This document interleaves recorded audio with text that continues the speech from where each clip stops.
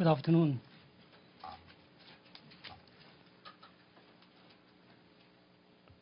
I think you are following the situations that are unfolding on the Korean Peninsula. I have requested to have this conference in order to provide the factual truth on the recent developments taking place on the Korean Peninsula.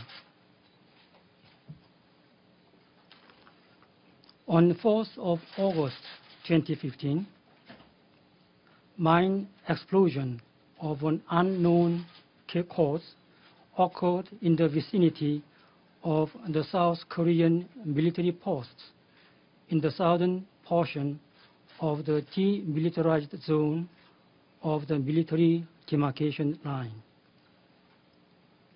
The name of the area is Bangmongni, Gunnaemun, Paju City, Gyeonggi Province of South Korea. Just right after the occurrence of explosion, the South Korean military announced that plastic anti-personnel mine called M14, which was laid in the vicinity of the military post in the southern portion of the demilitarized zone, had gone off due to strong torrential rain. However, on 10th of August, spokesman of South Korean Defense Ministry appeared at a press conference and asserted that the mine explosion occurred because of the reason that the North illegally crossed the military demarcation line and deliberately laid wooden box mine. South Korea cited as one evidence that in wooden box mine there is a strong smells of resin, and therefore the wooden box mine was recently laid by the North. It is absolutely false logic. Since the mine was exploded, if there is any smell, there would be only a smell of gunpowder. And there is another no-surprise mistake that at first South Korea said it is plastic anti-personnel mine, and then after a few days it said it is wooden box mine. South Korea also insisted that 3 fresh springs found in the mine after explosion are also from the North. It never stands to reason to argue that the springs of the mine strongly exploded are fresh. In the demilitarized zone of the military demarcation line, there are many instances of mines being exploded due to natural force such as torrential rain or fire. And there are various kinds of mines brought into from different countries. So-called mine explosion is provocative prefabrication plot conceived in advance by South Korea for the sake of pursuing another purpose. It was clearly evidenced by the fact that soon after the occurrence of so-called mine explosion, South Korea abruptly announced to resume psychological warfare broadcasting against the Democratic People's Republic of Korea. It is really a bad habit of the South Korea to groundlessly link whatever events occur in South Korea with the DPRK. They seek sinister purposes whenever they orchestrate ridiculous plots. because by taking advantage of this case, the South Korea and the United States heightened the intensity of Ulchi Freedom Guardian joint military exercises, which started from 17th of August by introducing strategic bomber P-2A and stealth fighter F-22A into South Korea. And again on 20th of August, South Korean military made another intolerable provocation against the DPRK. The South Korean military fired 36 shells at the civil police posts of the Korean People's Army under the groundless pretext that Korean People's Army fired one shell at the southern side. The gravity of the issue is that the South Korean military did not hesitate to launch such military provocative action without trying to confirm where a shell allegedly fired from the north came from, where it fell in its side, whether it is a gun shell or a bullet or a rocket or what. As is shown above, the South Korea resumed the broadcasting for anti-DPRK psychological warfare in all areas of the front of the military demarcation line under the pretext of a doubtful mine explosion. And this broadcasting goes on day and night.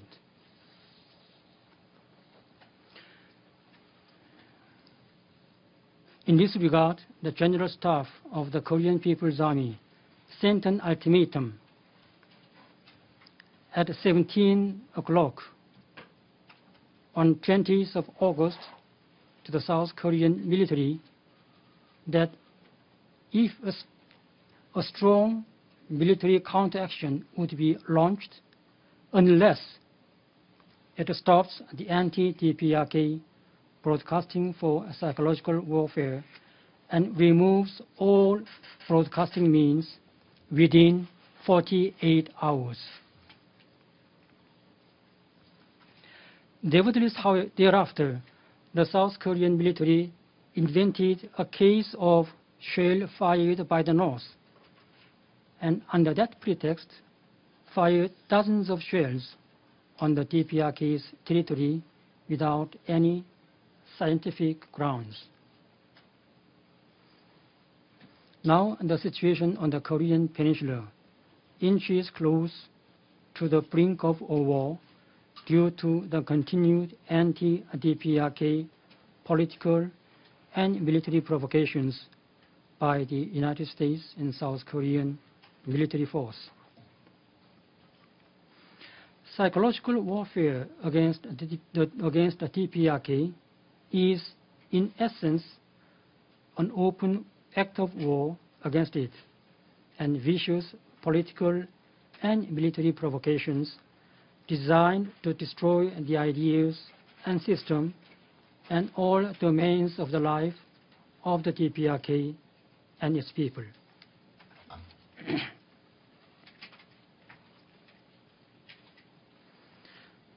Under the prevailing grave situation, an emergency enlarged meeting of the Central Military Commission of the Workers' Party of Korea was convened at night on 20th of August.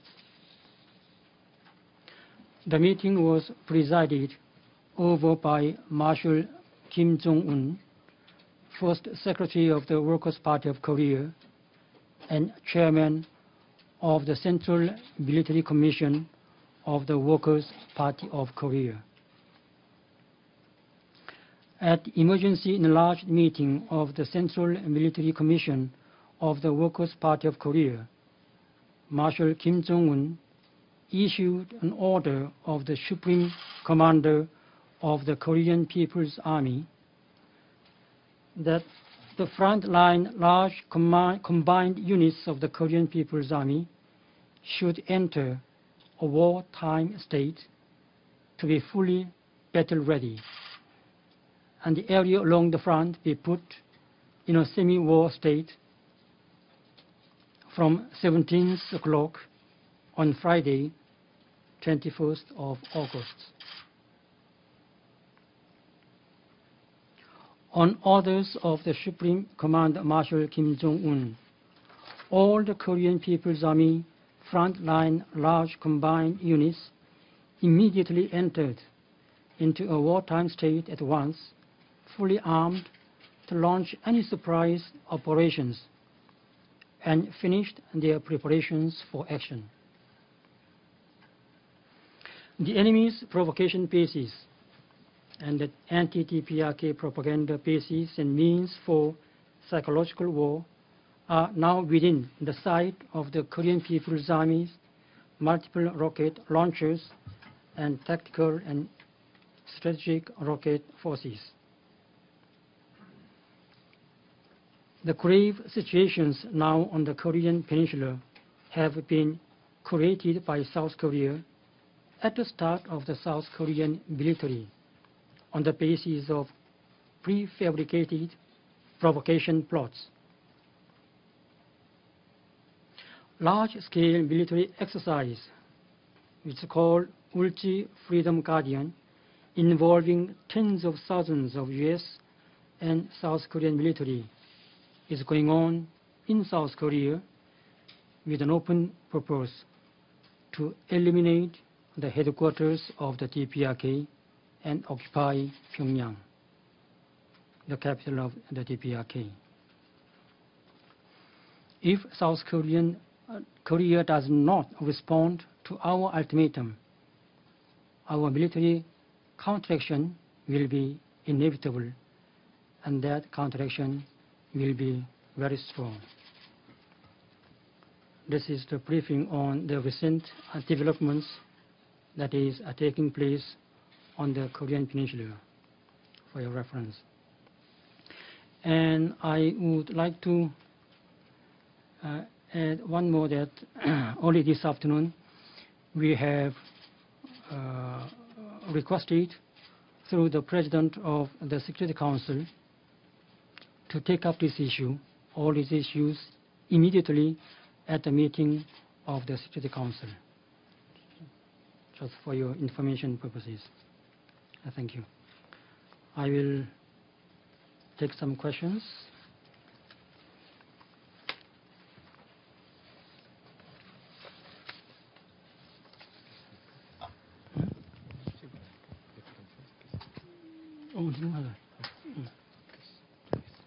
Sure. Thanks a lot. Matthew Lee, Intercity Press, on behalf of the Free UN Coalition for Access. Thanks for the briefing. I guess I'd wanted to know, there was news today of the U.S. temporarily suspending its participation in the exercises and then resuming them. And I wanted to know if you've heard of that and what you think of it, and also if you've had any response from any Security Council members. I think it seems like if one member even takes up the request, you can get a meeting. Who are you working on, and do you think, how quickly do you think such a meeting could be established? Thanks. For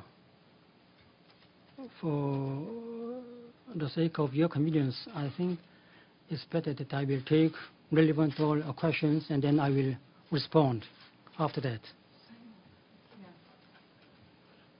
Ambassador, thank you. Menaseng Wan with Bloomberg News. On behalf of the UN Correspondents Association, thank you for this briefing.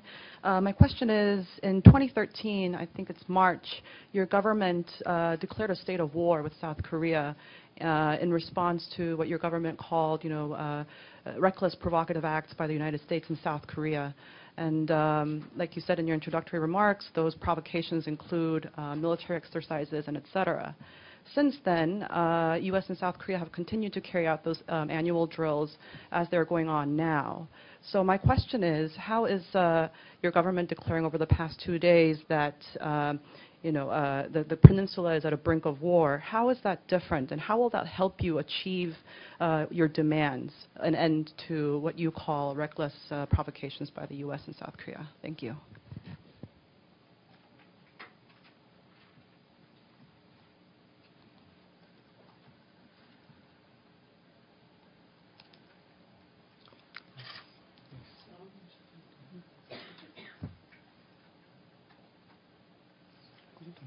Yes, Rhonda Halbin, Taz.de, Die Tiger Zeitung. And my question is twofold. One, I wondered if you heard any response from the president of the Security Council to your answer, to your request. And also you had made the request prior about the drills that there be a meeting. And then the second part of my question is that that you essentially what you're asking is that the loudspeakers be stopped. Is that's the particular request you've stated at this point? And then the other piece is that the whole issue of a contested what happened with that landmine be open to be not that you not be accused of something with no ability to respond and then punished for it. Is that essentially what the request is, besides all the military action of the U.S. and South Korea and finding a way to end that set of what you feel are provocations? Thank you. Yes, CBS News. Thank you very much. Edith Lederer from the Associated Press. You just said that if there is not a response by South Korea to your ultimatum, the DPRK's response will be very strong. Could you tell us more specifically what does very strong mean? Does that mean military action by the DPRK against South Korea? Or does it involve some type of perhaps psychological warfare on the part of your government?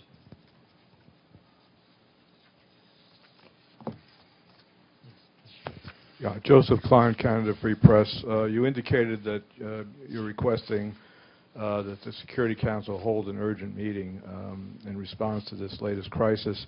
But in the past, your country has indicated that it did not feel bound by resolutions of the Security Council. I'm wondering whether the latest Security Council resolution reinforcing vis-a-vis Iran the arms embargo and missile embargo, in light of that, does North Korea intend to abide by that resolution in connection with its relationship with Iran? Thank you.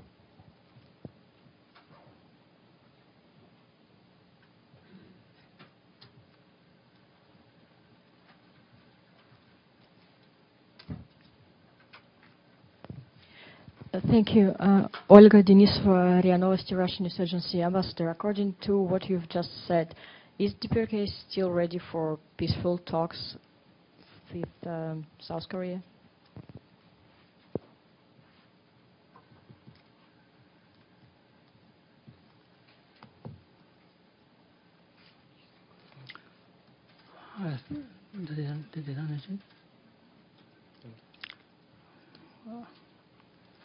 I think we have had enough questions. I think most of the questions are already covered in my briefing. I will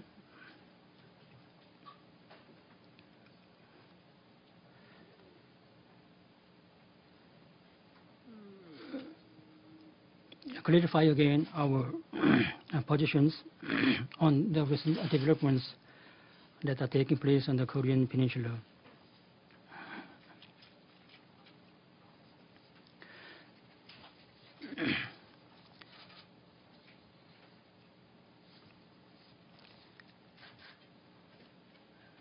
I would like underline first the point that all developments that are taking place now on the Korean Peninsula against the background of the larger scale military exercises called Ulchi Freedom Guardian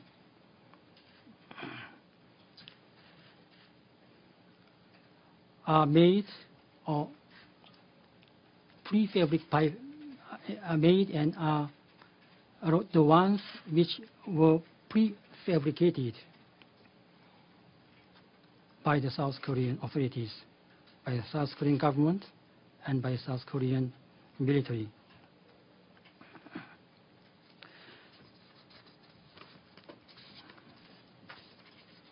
As I explained, this mine explosion of an unknown cause, which South Korean military said as the action by my country, by my military, is purely a fabrication. And I explained already the original grounds why it was false, why it was fabricated. The problem is that on the basis of that groundless pretext, they immediately resumed the broadcasting for anti-DPRK psychological warfare in all areas of the front of the military demarcation line.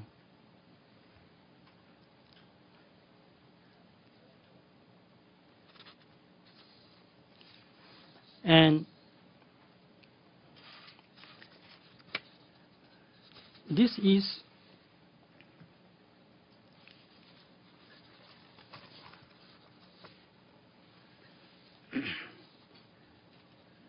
a really an act of open war, open political and military provocations against the DPRK, designed to destroy all the remains of life of our people. Because of the gravity of this problem, the General Staff of the Korean People's Army sent an ultimatum, as I told, at 17 o'clock on 20th of August to the South Korean military that if South Korea does not stop this anti-DPRK broadcasting and remove all broadcasting means within 48 hours, a strong military counteraction would be launched.